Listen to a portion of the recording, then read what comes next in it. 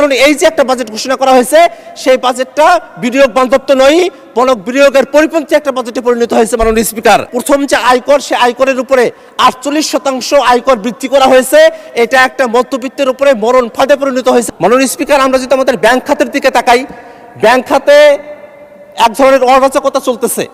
শুধু ইসলামী ব্যাংকের ব্যাপারে আমি বলবো না, ইসলামী ব্যাংকে কি ধরনের অরাজকতা চলছে এটা আপনারা সকলেই জানেন। এর বাইরে গিয়ে আরও 5টি ব্যাংক আছে যে ব্যাংকগুলোকে একীভূতকরণ করা হয়েছে।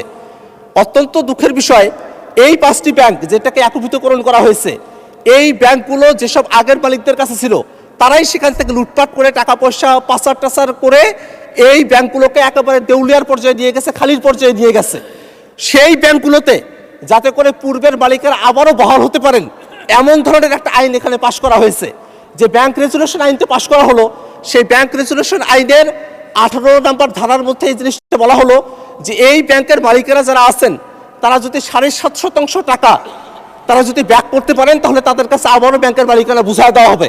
আমাদের প্রশ্ন হলো, মাননীয় স্পিকার, যেসব মালিকেরা এই ব্যাংকগুলোকে দেউলিয়া করেছে, টাকা পাচার করেছে, এই ব্যাংকগুলো থেকে লুটপাট করেছে, সেই মালিকগুলোর কাছেই মাত্র 7.5% টাকার কথা বলে ব্যাক দেওয়ার কথা বলে আবারও সেই মালিকদের কাছেই ব্যাংকগুলোকে পুনরায় ফিরিয়ে দেওয়ার ফায়দা কি হতে পারে সেটা আমাদের মাননীয় অর্থমন্ত্রী যদি আমাদেরকে বলেন তাহলে আমরা এই সংসদে কৃতজ্ঞ থাকতে পারি। মাননীয় স্পিকার, আমরা যদি আমাদের মোটা দাগে এখন বাজেটের দিকে যদি আমরা তাকাই, একটা বিশাল বড় বাজেট দেওয়া হয়েছে।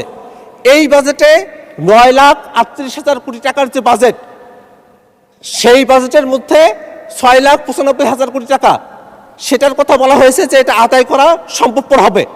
এখানে ঘাটতি থেকে যাবে 2,43,000 কোটি টাকার মতো।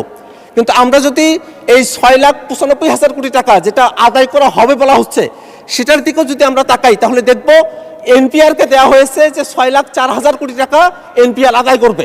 কিন্তু এনপিআর যদি আমরা পাস্ট রেকর্ডগুলো দেখি, 2024-25 অর্থ বছরে এনপিআর মাত্র 369 লাখ কোটি টাকা তারা এখানে আদায় করতে পেরেছিল।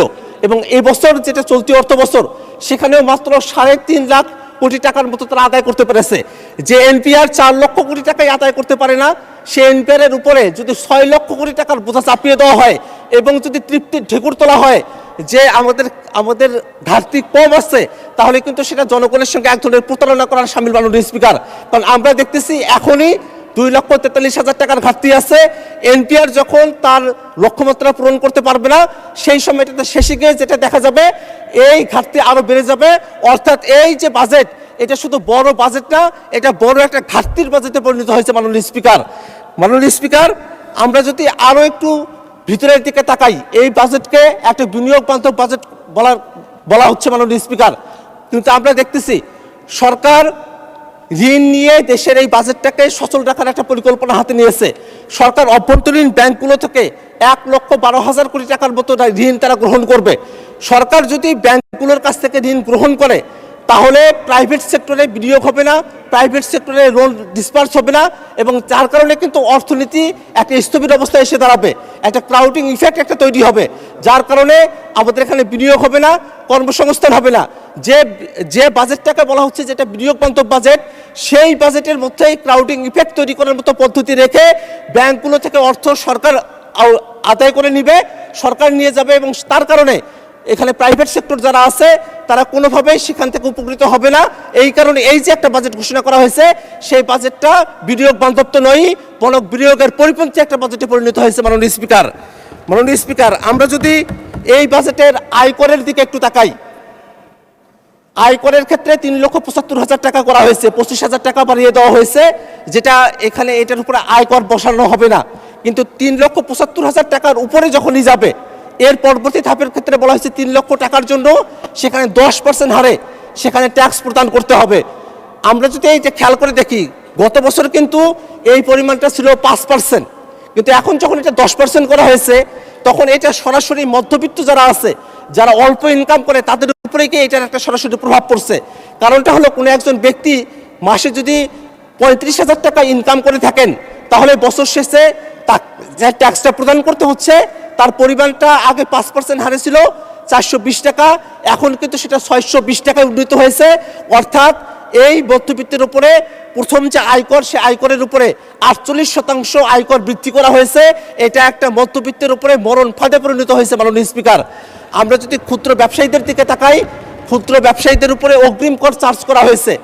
গ্রামের দোকানদার যারা আছেন তাদেরকে বলা হচ্ছে 0.2% তাদেরকে কর প্রদান করতে হবে। এই 0.2% কর কখন দেওয়া হবে? এটা অগ্রিম, অর্থাৎ যখনই তারা মালপত্র দোকানে নিয়ে আসতেছেন, ওই সময়টাতে যখন তারা ক্রয় করতেছেন, 1000 টাকার মালপত্র যদি তারা তাদের দোকানে নিয়ে আসেন, তখনই তারা সরকারকে 2 টাকা তাদেরকে কর প্রদান করতে হবে। অর্থাৎ এখনো পর্যন্ত যে পণ্যটা বিক্রি করা হয় নাই, সে পণ্যটার উপরেই যদি আপনি বিক্রি করার আগেই, কোনো লাভ হওয়ার আগেই যদি ব্যবসায়ীদের উপর থেকে ট্যাক্স এবং ভ্যাট আদায় করে নিয়ে আসা হয়, তাহলে আমাদের যত ক্ষুদ্র ব্যবসায়ী যারা আছে তারা পথের ফকির হতে তাদের আর দেরি হবে না মাননীয় স্পিকার। তাদেরকে রুদ্ধ করে দেওয়া হচ্ছে মাননীয় স্পিকার।